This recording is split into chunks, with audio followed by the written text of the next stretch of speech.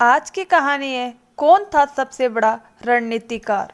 महाभारत केवल एक युद्ध कथा नहीं बल्कि राजनीति, कूटनीति और रणनीति का ऐसा महासंग्राम है जिसने मानव इतिहास को गहराई से प्रभावित किया। इस महाकाव्य में जितने वीर योद्धा थे उतने ही महान रणनीतिकार भी थे जिनकी चतुराई और दूरदर्शिता ने युद्ध की दिशा और परिणाम दोनों को प्रभावित किया। अगर महाभारत के सबसे चतुर रणनीतिकारों की बात करें तो कई नाम सामने आते हैं।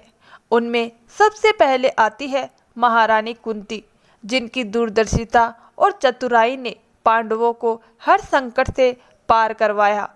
चाहे वह लाक्षागृह की आग हो या द्रौपदी का पांचों पांडवों से विवाह का निर्णय, उन्होंने हर स्थिति में अपनी भावनात्मक और रणनीतिक सूझबूझ से पांडवों की रक्षा की।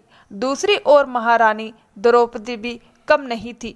उन्होंने न केवल पांडवों की एकता बनाए रखी बल्कि जुए की सभा में धृतराष्ट्र से मिले वरदानों का चतुराई से प्रयोग कर अपने पतियों और उनके अस्त्र शस्त्रों को मुक्त करवाया। हस्तिनापुर की महारानी सत्यवती भी महाभारत की एक बड़ी रणनीतिकार थी, जिन्होंने अपने शर्तों पर ही विवाह किया और इस प्रकार राजवंश की दिशा तय की। उनका यह निर्णय ही आगे चलकर महाभारत युद्ध की नींव बना। फिर आते हैं गुरु द्रोणाचार्य, जो युद्ध कला और व्यूह रचना में अद्वितीय थे। चक्रव्यूह जैसी जटिल रचना उनकी ही देन थी। हालांकि उनकी योजनाएं कई बार नैतिकता से परे थी। शकुनी गांधार नरेश को भी महाभारत का बड़ा रणनीतिकार माना जाता है, पर उनकी रणनीति छल और कपट पर आधारित थी। उन्होंने दुर्योधन को पांडवों के विरुद्ध भड़काया और लगभग 11 अक्षौहिणी सेना कौरवों के पक्ष में लाकर खड़ी कर दी। विदुर, जो हस्तिनापुर के महामंत्री थे, धर्म और न्याय के प्रतीक रहे और अपनी विदुर नीति से उन्होंने भविष्य की घटनाओं का अनुमान लगाया तथा पांडवों को समय रहते चेतावनी दी, पर दुर्भाग्य से उनकी सलाह को अनसुना कर दिया गया।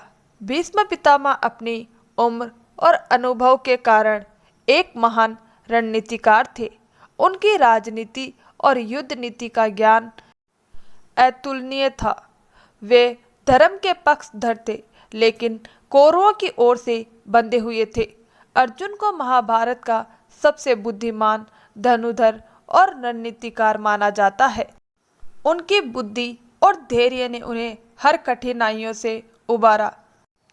चाहे पाशुपतास्त्र अर्जित करना हो या चक्रव्यूह को भेदना हो या जयद्रथ का वध करना हो, हर बार उन्होंने चतुराई दिखाई। युधिष्ठिर को भी कम नहीं आंका जा सकता। उनकी धर्मनिष्ठा और स्थिरचित्त ने पांडवों को कई बार संभाला। यक्ष प्रश्नों का उत्तर देना और कठिन परिस्थितियों में धैर्य बनाए रखना उनकी विशेषता रही।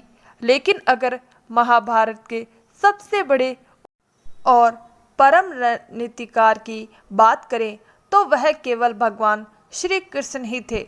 उन्होंने युद्ध में शस्त्र न उठाने की प्रतिज्ञा की थी, पर उनकी कूटनीति ही पांडवों की विजय का आधार बनी। चाहे भीष्म को शिखंडी के सामने लाकर परास्त करवाना हो, कर्ण की वास्तविक शक्ति को घटोत्कच पर खर्च करवाना हो, दुर्योधन को जांग पर वार करवाने के लिए संकेत देना हो, या अर्जुन को गीता का ज्ञान देकर युद्ध के लिए तैयार करना, हर कदम पर श्री कृष्ण की रणनीति सर्वोपरि रही। वे छल का नहीं बल्कि धर्म का सहारा लेकर विजय दिलाने वाले महान कूटनीतिज्ञ थे। इस प्रकार महाभारत के इस महाग्रंथ में अनेक रणनीतिकार हुए, परंतु श्री कृष्ण को सबसे बड़ा और चतुर रणनीतिकार माना जाता है, जिनके बुद्धि और दूरदर्शिता के बिना पांडवों की विजय असंभव थी। तो दोस्तों, ये थी हमारी छोटी सी कथा। अगर आपको ये कहानी अच्छी लगी हो तो वीडियो को लाइक, शेयर और चैनल को सब्सक्राइब जरूर करें। धन्यवाद दोस्तों।